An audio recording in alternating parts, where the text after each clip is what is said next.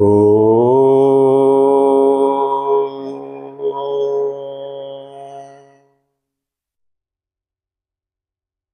മന്നാഥ ശ്രീ ജഗന്നാഥോ മദ്ഗുരു ശ്രീ ജഗദ്ഗുരു മദാത്മാ സർവഭൂതാത്മാ തസ്മൈ ശ്രീ ഗുരവേ നമഃ. ഓ ശാന്തി ശാന്തി ശാന്തി. ആചാര്യപാദങ്ങളിൽ പ്രണാമം. എല്ലാ ആത്മജിജ്ഞാസുക്കൾക്കും എൻ്റെ സുഹൃത്തുക്കൾക്കും വിനീത നമസ്കാരം. വിശുദ്ധാരതന്ത്രത്തിലെ 11ാമത്തെ മന്ത്രമാണ് നമ്മൾ ഇന്ന് വിചിന്തനം ചെയ്യുന്നത്. 17,000-ഓളം വർഷം പഴക്കമുള്ള ഈ മന്ത്രം ഇന്ന് നമ്മളിത് ചൊല്ലി അതിൻ്റെ അർത്ഥവിചിന്തനം ചെയ്യുന്നത് എന്തെന്ന് വെച്ചാൽ, എൻ്റെ നാഥൻ ജഗത്തിൻ്റെ മുഴുവൻ ചൈതന്യനാഥനാണ്. മന്നാഥ ശ്രീ ജഗന്നാഥോ മദ്ഗുരു ശ്രീ ജഗദ്ഗുരു. എൻ്റെ ഗുരു ജഗത്തിന് മുഴുവൻ ചൈതന്യം നൽകുന്ന ഗുരുവാണ്. മദാത്മാ സർവഭൂതാത്മാ തസ്മൈ ശ്രീ ഗുരവേ നമ. മദാത്മാ സർവഭൂതാത്മാ, എൻ്റെ ആത്മാവ് സർവഭൂതങ്ങളിലും നിറഞ്ഞു നിൽക്കുന്ന ആത്മചൈതന്യമാണ്, ആത്മാവാണ് എന്നാണ്. അങ്ങനെയുള്ള തസ്മൈ ശ്രീ ഗുരവേ നമ, അങ്ങനെയുള്ള ഗുരുവിനായിക്കൊണ്ട്, അല്ലെങ്കിൽ അത് ദർശിതമാക്കി തരുന്ന ഗുരുവിനായിക്കൊണ്ട് നമസ്കാരം. തസ്മൈ ശ്രീ ഗുരവേ നമ, അങ്ങനെ ആയിക്കൊണ്ടുള്ള ദർശനമാക്കി തരുന്ന ഗുരുവിനായിക്കൊണ്ട് നമസ്കാരം എന്നാണ് ഇതിൻ്റെ സാരാംശം. നമ്മൾ പ്രകൃതിയിൽ നമ്മൾ ആരാധന നടത്തുന്ന ഒരു വലിയ സമൂഹത്തിൽ നിന്ന് അജ്ഞാനജന്യമായ ഒരു സമൂഹത്തിലേക്ക് മാറി, അതിൽ നിന്ന് വീണ്ടും ജ്ഞാനത്തിലേക്ക് എത്തി വീണ്ടും അജ്ഞാനജന്യമായ ഒരു സമൂഹത്തിലേക്ക് മാറിക്കൊണ്ടിരിക്കുന്ന ഈ കാലഘട്ടത്തിലാണ്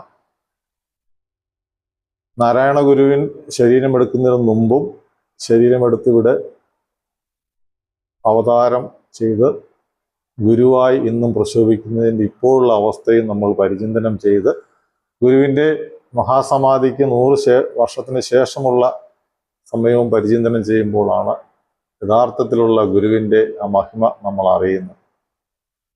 പരബ്രഹ്മ സ്വരൂപനായ നാരായണ ഗുരു മടനാശാന്റെയും കുട്ടിയമ്മയുടെയും മകനായി ബോധപൂർവം ജനിച്ച് തൻ്റെ ജന്മലക്ഷ്യം സ്വയം രേഖപ്പെടുത്തിയതാണ് നാരായണ ഗുരു എന്ന ഏറ്റവും മഹനീയമായ പദത്തിൽ, പരമാനന്ദത്തിൽ എത്തിയതാണ് ഗുരു. മനുഷ്യൻ എല്ലാവരും തന്നെ ജന്മന ജായതേ ഇത് ശൂദ്ര. ഇത് ശ്രീമദ് ഭഗവത്ഗീത മന്ത്രിക്കുന്നതാണ്. ജന്മന ജായതേ ഇത് ശൂദ്ര. ജന്മം കൊണ്ട് എല്ലാവരും ശൂദ്ര ജന്മമാണ് എടുക്കുന്നത്. ശൂദ്ര ജന്മം എടുത്ത് കർമ്മം കൊണ്ട് കർമ്മണ ജായതേ ഇത് ദ്വിജ. കർമ്മം കൊണ്ട് ദ്വിജ അവസ്ഥയിൽ, ദ്വിജ എന്ന് പറഞ്ഞാൽ ദു എന്ന് പറഞ്ഞാൽ 2, ജ എന്ന് പറഞ്ഞാൽ ജന്മം, 2ാം ജന്മത്തിലേക്ക് എത്തുന്നു. ഈ 2ാം ജന്മത്തിലേക്ക് ഒരു മനുഷ്യൻ എത്തണമെങ്കിൽ കർമ്മണ ജായതേ ഇത് ദ്വിജ, കർമ്മം ചെയ്യണം. നമുക്ക് വേണ്ടി കർമ്മം ഒരു സന്യാസിയോ ഒരു പുരോഹിതനോ ചെയ്താൽ നമുക്ക് എത്താൻ സാധിക്കില്ല. അപ്പം നമ്മൾ തന്നെ കർമ്മം ചെയ്യണം. നമ്മൾ എങ്ങനെയാണ് കർമ്മം ചെയ്യേണ്ടത്? അങ്ങനെ ഒരു ചിന്ത വരുമ്പോഴാണ് നമ്മളിലേക്ക് ഒരു ഗുരു വരുന്നത്. ഒരു ഗുരു എന്ന് പറഞ്ഞാൽ പ്രകാശ സ്വരൂപനാണ്, തത്വമാല വിഭൂഷിതനാണ്, തത്വമാണ്. അത് ആ ഗുരുവിൽ നിന്ന് നമ്മൾ കേൾക്കുന്നത് ശ്രവണത്തിലൂടെയാണ്. ശ്രവണത്തിലൂടെ നമ്മൾ ശ്രവിക്കുന്നത് മനനം ചെയ്യണം. മനനം ചെയ്യുമ്പോഴത്തേക്ക് പിന്നെ അത് നമ്മുടെ ഉള്ളിൽ തറയ്ക്കും.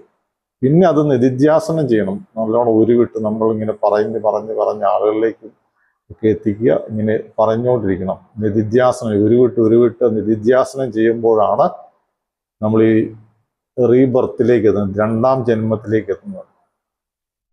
ആ ഒരു കാര്യങ്ങൾ മുഴുവൻ ഇവിടുത്തെ വേദത്തിൽ, ഭാരതീയ സംസ്കാരത്തിൻ്റെ അടിസ്ഥാനം എന്ന് പറയുന്നത് വേദമാണ്. ആ വേദത്തിൽ ഇതെല്ലാം നിറഞ്ഞു നിൽക്കുന്നുണ്ട്. നമ്മളെല്ലാവരും സ്വരിക്കുന്ന മന്ത്രങ്ങളിലെല്ലാം തന്നെ ഇതുണ്ട്, ഈ അർത്ഥതലങ്ങളുണ്ട്. ഇത് വിചിന്തനം ചെയ്ത് പഠിക്കണമെങ്കിൽ നമുക്കൊരു ഗുരു വേണം. ആ ഗുരു എങ്ങനെ വരുമെന്ന് ചോദിച്ചാൽ ഗുരു ഒരു ആചാര്യനായിട്ടായിരിക്കും വരുന്നത്. ആചാര്യൻ എന്ന് പറഞ്ഞാൽ ഗുരുവിൻ്റെ ഒന്നാമത്തെ ലക്ഷണം. അപ്പം നമ്മളിലേക്ക് ജ്ഞാനം തരുന്ന എല്ലാം ഗുരുക്കന്മാരാണ്. ഗുരുക്കന്മാർ നമ്മൾ ഇത്ര നാളും പഠിച്ചും വളർന്നും എല്ലാം തന്നത് നമ്മൾ അധ്യാപകരാണ്. എന്നെ സംബന്ധിച്ച് എനിക്ക് ആശാനായി വന്ന മണിയാശാൻ, വന്നുകയിൽ മണിയാശാൻ എനിക്ക് ഈ ശരീരം ഉള്ളത്രയും കാലം മറക്കാൻ സാധിക്കില്ല. ആദ്യാക്ഷരം കുറിച്ച് എന്നെ കിഴുക്കി എൻ്റെ ആ ഓരോ കിഴുക്കിനും ഇന്ന് ഗുണനപ്പട്ടികയും എല്ലാ കാര്യങ്ങളും ആശാൻ പഠിപ്പിച്ച എല്ലാം നല്ല ഓർമ്മയിൽ നിൽക്കുന്നുണ്ട്. അന്നുള്ള കളരിയിൽ ആശാൻ പഠിപ്പിച്ച ആശാനെ നമുക്ക് ഒരിക്കലും ആശാനെ, ആശാട്ടിയെയും ആ കുടുംബത്തെയും നമുക്ക് മറക്കാൻ സാധിക്കുക. വന്നുകയിൽ മണിയും മണിയാശാന്റെ 9 കുട്ടികളും പെൺകുട്ടികൾ അവരെല്ലാം നമ്മുടെ സഹോദരിമാരായിട്ട് നമുക്ക് ഉൾക്കൊള്ളാനും അവരെ കാണുവാനും, അവരിപ്പോൾ എത്രയോ ദൂരെ ആണെങ്കിലും അവരെ നമ്മളുടെ മനസ്സിൽ എപ്പോഴും ദൈവതുല്യം തന്നെയായിരിക്കും. അപ്പൊ ആദ്യാക്ഷരം നമ്മുടെ ഭൗതികതയിലാണ് ആ ഗുരു ഉണ്ടാകുന്നത്. മണിയാശാൻ ഭൗതികതയുള്ള ഗുരുവാണ്. എങ്കിൽ നമ്മളുടെ റീവർത്ത് തരുന്നത് ഒരാചാര്യനിലൂടെ പരമചൈതന്യമായി തീർന്ന ഒരു ഗുരുവിൻ്റെ ആത്മചൈതന്യം നമ്മൾ ശ്രവണം ചെയ്യുകയും മനനം ചെയ്യുകയും നിധിധ്യാസനം ചെയ്യുമ്പോഴാണ് നമ്മൾ ദ്വിജ അവസ്ഥയിലേക്ക് എത്തുന്നത്. അത് അങ്ങനെ എത്താൻ എല്ലാവരും തയ്യാറായെങ്കിൽ മാത്രമേ, തയ്യാറായെങ്കിൽ നമ്മളുടെ കർമ്മഫലം, അതായത് മാതാപിതാക്കളുടെ സഞ്ചിത കർമ്മഫലങ്ങൾ എല്ലാം ഏകീകരിച്ച് വരുമ്പോഴാണ് ഈ ഗുരു വരുന്നത്. ഗുരു വരിക എന്ന് പറഞ്ഞാൽ ഗുരു ശരീരത്തോടു കൂടി തന്നെ മനുഷ്യനായി നമ്മളിലേക്ക് എത്തുന്ന, അതാണ് ഒരു ആചാര്യൻ. ആചാര്യൻ എന്ന് പറഞ്ഞാൽ ഗുരുവിൻ്റെ ഒന്നാമത്തെ ലക്ഷണം. ദ്വയോപനിഷത്തിലെ 2ാമത്തെ മന്ത്രത്തിന്റെ ഒന്ന് പരിശോധിച്ചാൽ അറിയാം. ആജിനോ ഹിതി ശാസ്ത്രാത്ത നാചാരസ്ഥാപനാദപി സ്വയമാചരതേയസ്തു തസ്മാത് ആചാര്യ ഉച്ചതി. അതിന്റെ അർത്ഥതലം എന്ന് പറഞ്ഞാൽ ശാസ്ത്രവും ശാസ്ത്രത്തിന്റെ അർത്ഥവും വിവേചിച്ചറിഞ്ഞ ശേഷം അത് സ്വയം ആചരിച്ച് സ്ഥാപിച്ചെടുക്കുന്നവനാണ് ആചാര്യൻ. അപ്പൊ ആചാര്യന് ഈ ലക്ഷണമുണ്ടോ എന്ന് നോക്കിയിട്ട് അവർ പറയുന്ന ഒരു കാര്യം, അല്ലെങ്കിൽ ആചാര്യൻ പറയുന്ന ഒരു കാര്യം നമ്മൾ ശ്രവിക്കാവൂ, ശ്രവണം ചെയ്യാവൂ. ഇല്ലെങ്കിൽ നമ്മുടെ ജീവിതം അധോഗതിയായിരിക്കും. നമ്മളിന്ന് നമ്മുടെ വൈക്കം കേന്ദ്രീകരിച്ച് ഒരുപാട് ആചാര്യന്മാരും ആചാര്യകളും ഒക്കെ ഇറങ്ങിയിട്ടുണ്ട്. ഇതെല്ലാം നമ്മളുടെ സമയവും സാമ്പത്തിക നഷ്ടവുമായിരിക്കും. അതിൽ നമ്മൾ അറിയേണ്ടത് ആചാര്യന് ലക്ഷണം ഉണ്ടെങ്കിൽ മാത്രമേ ആ ആചാര്യൻ പറയുന്നത് ശ്രവിക്കാവൂ. ശ്രവണം, അത് നമ്മളുടെ മനനം, നമ്മളുടെ ബോധത്തിൽ മനനം ചെയ്യണം. മനനം ചെയ്യുന്ന നിധിധ്യാസനം നമ്മൾ ഉരുവിട്ട് അത് ശീലിക്കുകയും അത് പ്രോജ്വലിപ്പിക്കുകയും ചെയ്യുമ്പോഴാണ് നമുക്ക് ശരിക്കും ആ ബോധം അതായത് റീബർത്ത് കിട്ടുന്നത്. റീബർത്ത് കിട്ടുമ്പോഴത്തേക്കാണ് നമ്മുടെ അച്ഛനും അമ്മയും തന്ന ആ സംസാര സാഗരത്തിൽ നിന്ന് ആനന്ദ സാഗരത്തിലേക്ക് നമുക്ക് എത്തുവാൻ സാധിക്കുന്നത്. ത്വമേവ മാതാച്ച പിതാ ത്വമേവ ത്വമേജ ബന്ധുത്വ സുഖാത്വമേവ ത്വമേവ ദിവ്യ ദ്രവണം ത്വമേവ സർവം മമ ദേവദേവ. ആ ഒരു തലത്തിലേക്കൊക്കെ നമുക്ക് എത്തി ഈ ആത്മജ്ഞാനത്തിലൂടെ, ആത്മജ്ഞാനം എന്ന് പറയുന്നത് ആരും കൊണ്ട് തൂക്കി തരുന്നതല്ല, അത് നമ്മൾ സ്വയം കണ്ടെത്തി നമുക്ക് ആ ശരിക്കും നിത്യശുദ്ധമുക്തമായ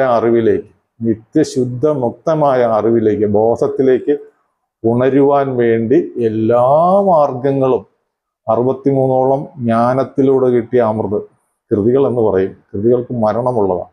ജ്ഞാനത്തിലൂടെ കിട്ടിയ ജ്ഞാനാമൃതത്തിന് മരണമില്ല, അതൊരിക്കലും നശിക്കില്ല.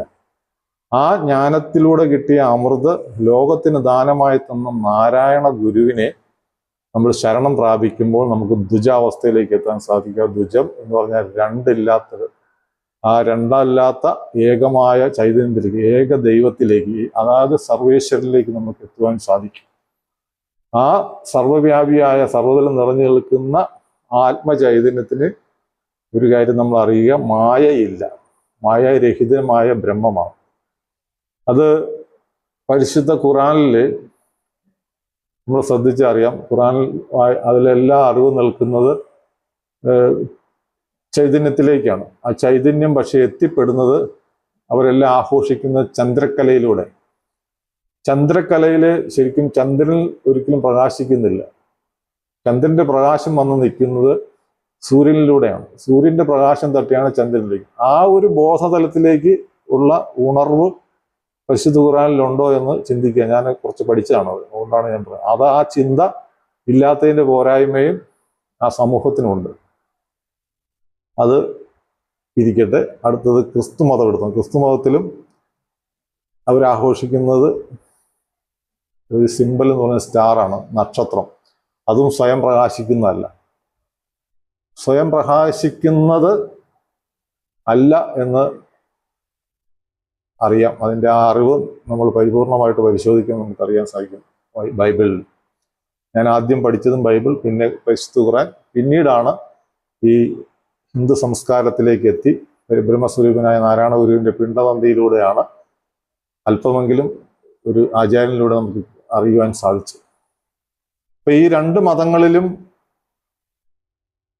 പ്രോജ്വലിക്കുന്ന ശക്തി എന്ന് പറയുന്നത് സൂര്യന്റെ ശക്തിയാണ്. അപ്പൊ നാരായണ ഗുരു സ്വയം രേഖപ്പെടുത്തുന്നുണ്ട്, 1 കോടി സൂര്യപ്രഭാതുല്യം പ്രോജ്വലിക്കുന്ന ആത്മചൈതന്യമായി മാറിയതാണ് നാരായണ. ഇതിന് രേഖയുണ്ട്, ഗുരുവിന്റെ ജ്ഞാനാമൃതങ്ങളിലൂടെ എല്ലാം കൃത്യമായി പറഞ്ഞു തന്നിട്ടുണ്ട്. അത് ആണ് ഗുരു. അങ്ങനെയുള്ള ഗുരു, 1 കോടി സൂര്യപ്രഭാതുല്യം പ്രോജ്വലിക്കുന്ന ഒരു ഗുരു ഉണ്ടായിട്ട്, ഈ ഗുരുവിന് മുമ്പ്, ഈ നാരായണൻ ആയി ജനിക്കുന്നതിന് മുമ്പ് ഉള്ള ഈ ഹിന്ദു മതത്തിന്റെ അവസ്ഥയും ഈ ഭാരത സംസ്കാരവും എങ്ങനെ ഉണ്ടായിരുന്നു എന്ന് ചിന്തിക്കുക. നാരായണ ഗുരുവിന് ശേഷം ഇപ്പോൾ മഹാസമാധിക്ക് 100 വർഷം ആകാൻ പോകുമ്പോഴുള്ള ഗുരുവിനെ കുറിച്ചുള്ള ജ്ഞാനവും അറിവും ആ സമൂഹത്തിന്റെ അജ്ഞതയും മാറിയിട്ടുണ്ടോ എന്ന് ചിന്തിക്കുക. ഇന്ന് മുഴുവൻ തന്നെ ഒരു 40 വർഷമായിട്ട് ഈ ഗുരു തന്ന കാര്യങ്ങൾ, വിഭാവന ചെയ്ത മുഴുവൻ കാര്യങ്ങളെയും എടുത്തു കളഞ്ഞുകൊണ്ട് ഇപ്പോൾ അത് ഗുരുവിനെ തന്നെ ദേവനാക്കി ചിത്രീകരിച്ച് ആ ദുഃഖത്തിലേക്ക് വീണ്ടും, അജ്ഞതയിലേക്ക് വീണ്ടും നയിക്കുന്ന ഒരു വലിയ നേതൃത്വം ഗുരുവിൻ്റെ പ്രസ്ഥാനങ്ങളിലെല്ലാം വന്നുപോയി. അതിൻ്റെ ഒരു ഇതാണ്. അത് മാറും. മാറ്റപ്പെടണമെങ്കിൽ കടിച്ച പാമ്പിനെ കൊണ്ട് തന്നെ ഗുരു വിഷമിറക്കിക്കുന്ന ഒരു അവസ്ഥയിലേക്ക് വരും. നമുക്കെല്ലാവർക്കും കാത്തിരുന്ന് കാണാം. നമ്മളുടെ എല്ലാം അജ്ഞതയെ ജ്ഞാനപ്രകാശത്തിലേക്ക് നയിപ്പിക്കുന്ന ലോകത്തെ ഏക ഗുരുവാണ് എൻ്റെ നാഥൻ. ഈ പ്രപഞ്ചത്തെ മുഴുവൻ ചൈതന്യമാക്കുന്ന നാഥനാണ് എൻ്റെ ഗുരു. ഈ മുഴുവൻ ചൈതന്യം നൽകുന്ന, ഈ ജഗത്തിന് മുഴുവൻ ചൈതന്യം നൽകുന്ന ഗുരുവാണ് എൻ്റെ ആത്മാവ്. സർവ്വഭൂതങ്ങളിലും നിറഞ്ഞു നിൽക്കുന്ന ആത്മാവാണ്. ഈ ആത്മ ചൈതന്യം എന്ന് പറയുന്നത് എല്ലാവരിലും നിറഞ്ഞു നിൽക്കുന്ന ഒന്നാണ്. അതിന് ജാതി മത കക്ഷി രാഷ്ട്രീയ ഭേദമന്യേ എല്ലാവരിലും ഒന്നാണ് എന്ന് നമ്മൾ അറിയുന്ന ഒരു പഠനമാണ് നാരായണ ഗുരുവിൻ്റെ മാർഗം.